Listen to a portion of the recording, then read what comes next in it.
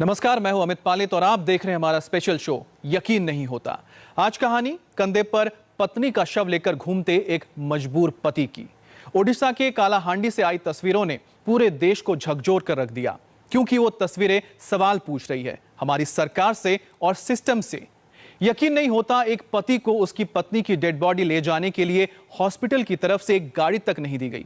वो 10 किलोमीटर तक अपने कंधे पर ढोकर लेकर गया अपनी पत्नी के बेजान जिस्म को। सभी देखते रहे और वो अकेला कंधे पर बीवी की डेड बॉडी लेकर चलता रहा।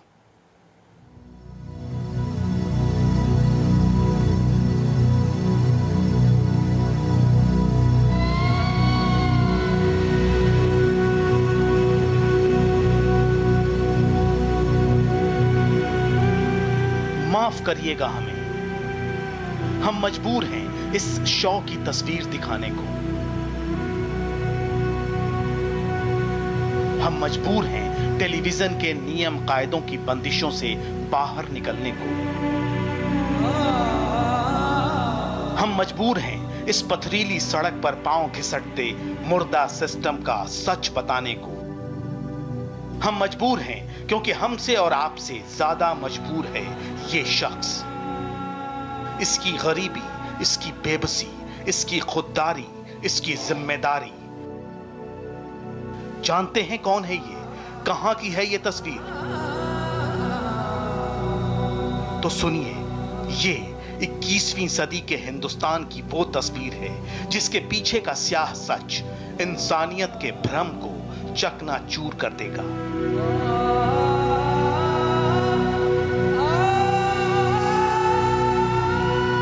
पत्नी की लाश लेकर एक पति जा रहा है अपने गांव की ओर। डगमगाते कदमों से दिल में दर्द का तूफान लिए। कितना मजबूर है ये शख्स कि अपनी बच्ची की आंखों से बहते आंसू भी पोंछ नहीं सकता। सिसक रही है बेटी, मां की मौत का सदमा है, पिता के कंधों पर शव का बोझ है।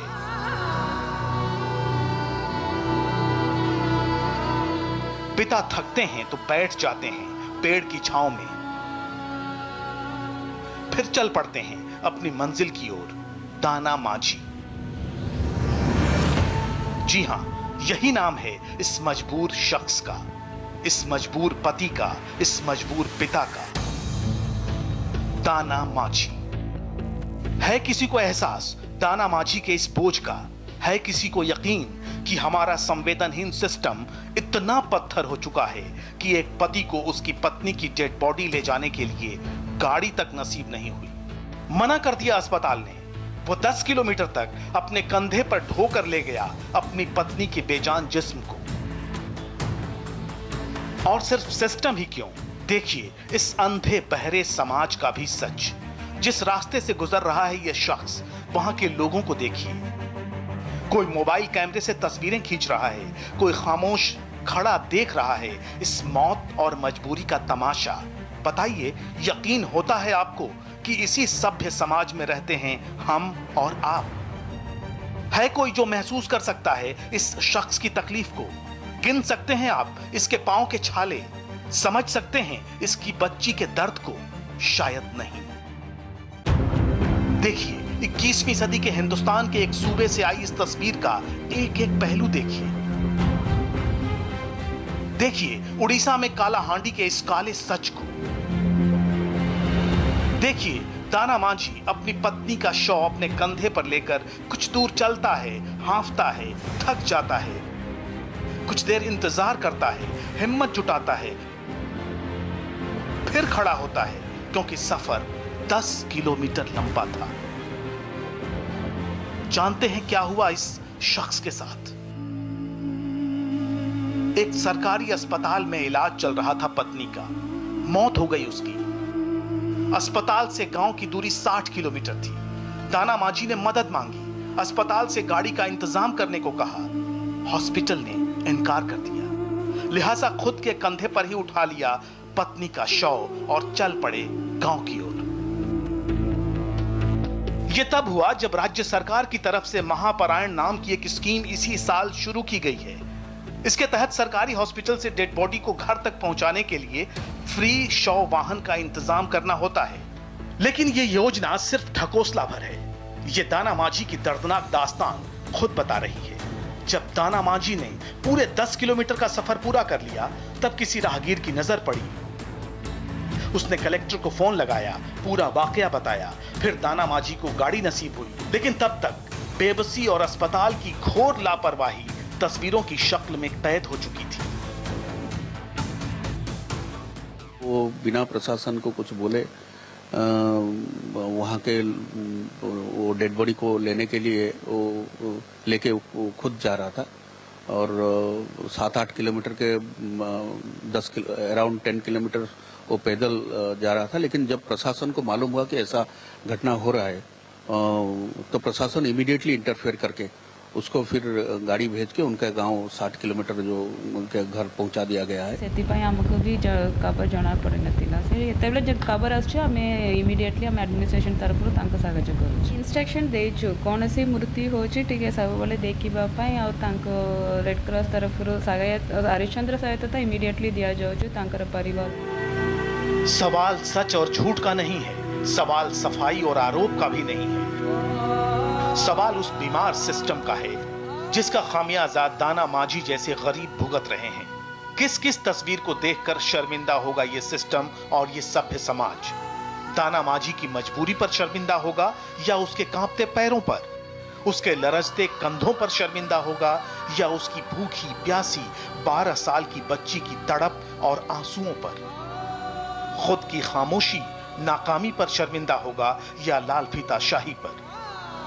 धिक्कारने वाले इतने सवाल हैं इस एक तस्वीर में कि थक जाएंगे आप उन्हें गिनते गिनते। मुंबई में रहने वाली वो लड़की चंद दिन पहले घर वालों के साथ अपने गांव आई थी। इसी दौरान बेहद संदिग्ध हालत में उसकी मौत हो जाती है।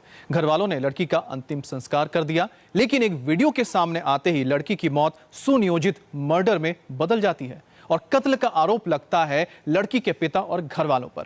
आखिर क्या है उस वीडियो का सच?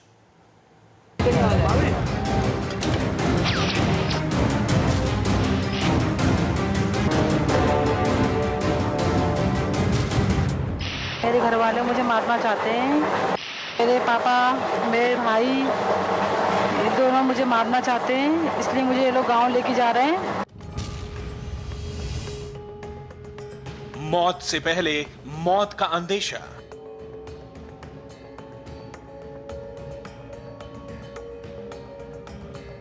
अपने कातिलों के नाम, पते और पहचान बता रही ये इस लड़की की आखिरी गवाही है। ये वो लड़की है जिसे मालूम चल चुका था कि वो जहां जा रही है वहां से ये सही सलामत वापस लौट कर नहीं आएगी।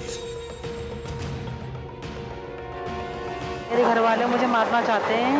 मेरे पापा, मेरे भाई, ये दोनों मुझे मारना चाहते हैं, इसलिए मुझे ये लोग गांव लेके जा रहे हैं। ये लड़की अब इस दुनिया में नहीं है, लेकिन मौत से पहले रिकॉर्ड किया गया ये वीडियो अब बन गया है सबसे बड़ा सबूत। इसी वीडियो के आधार पर अब पुलिस उसकी कब्र खुदवा रही है।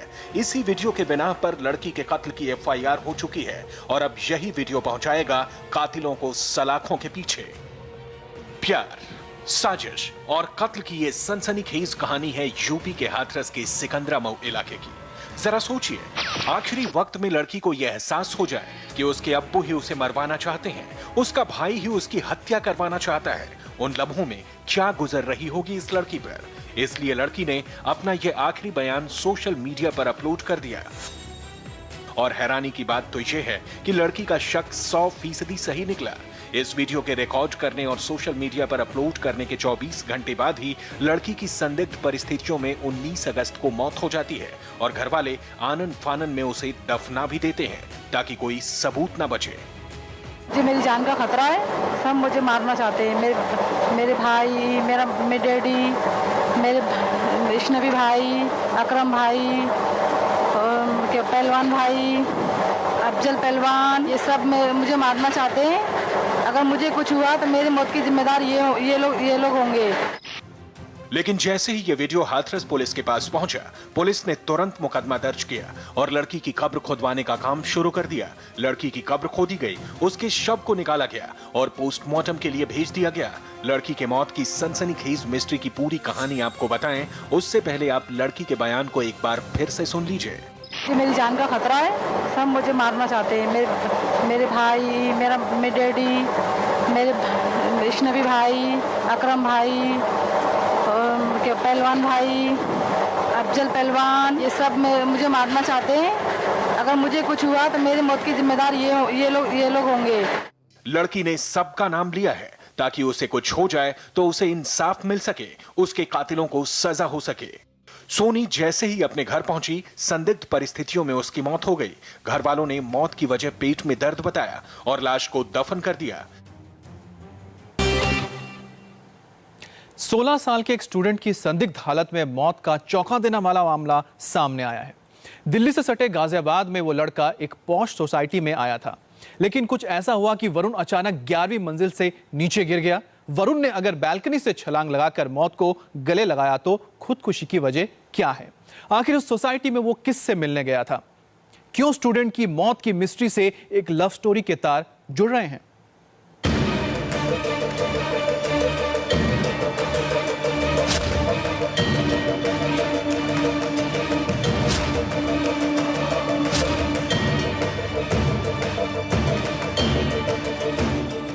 वरुण राजपूत, उम्र 16 साल,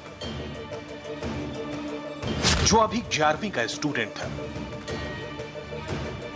वो पढ़ लिख कर अपने घर वालों का नाम रोशन करना चाहता था, लेकिन 24 अगस्त की रात कुछ ऐसा हुआ कि वरुण की मौत हो गई। वो भी इसी अपार्टमेंट की 11वीं मंजिल से गिरकर। शुरुआती तफ्तीश में पुलिस इसे आत्महत्या का मामला मान रही है। तकरीबन 9 बजे की ये घटना है। थाना इंदिरापुरम क्षेत्र की चौकी शिप्रा पड़ती है, वहाँ आदित्य मेगा सिटी है। वहाँ की सूचना थी कि किसी युवक ने वहाँ से छलांग लगा दी, जिससे पुलिस मौके पर पहुंची। ये युवक का नाम जो था वो वरुण राजपूत है। ये मूलतः यहाँ सेक्टर 22 नोएडा में रहता है अपने माँ और पिताजी के साथ। तो तत्काल पुलिस ने इसे हॉस्पिटलाइज कराया गया, जहाँ डॉक्टरों ने मृत घोषित कर दिया गया। पुलिस की थ्योरी पर वरुण के घर वालों को रत्ती भर भी यकीन नहीं है। दरअसल वरुण तो नोएडा के सेक्टर 22 में रहता था और उसकी मौत गाजियाबाद की एक पॉश सोसाइटी में हुई। घर वालों और दोस्तों की माने तो उस सोसाइटी में वरुण की गर्लफ्रेंड रहती थी और उसी गर्लफ्रेंड के घर वालों ने साजिश के तहत वरुण को घर बुलाकर मौत के घाट उतारा है। उसकी मंशा का कॉल आया था मेरे पास रात के 9 बजे के करीब।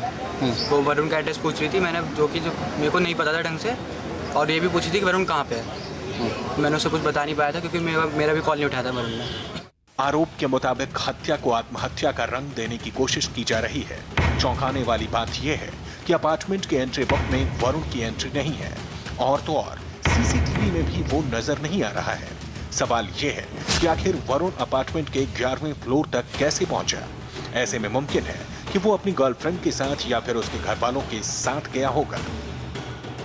एक भी उसका फ्रेंड बता दे कि वो उस समय तक उदास था, निराश था, परेशान था किसी मामले पर। अभी मुश्किल से 3 दिन पहले मैं आया हूँ और रक्षाबंधन में पूरी खुशी से मेरे हम गया है मुखर्जी नगर में, पूरा मिला जुला है, पूरी सेलिब्रेट किया। क्या लगता है कि किसी तरह लड़की के घर वालों ने बुलाया, कुछ ऐसा हुआ? नहीं, उसमें लड़की वालों के तरफ से उसको मारने की पूरी कोशिश की गई है, ठीक है, और मारा गया है और उसकी पूरी प्रक्रिया की जाँच करेंगे, अंत में आपको यही निकलेगा।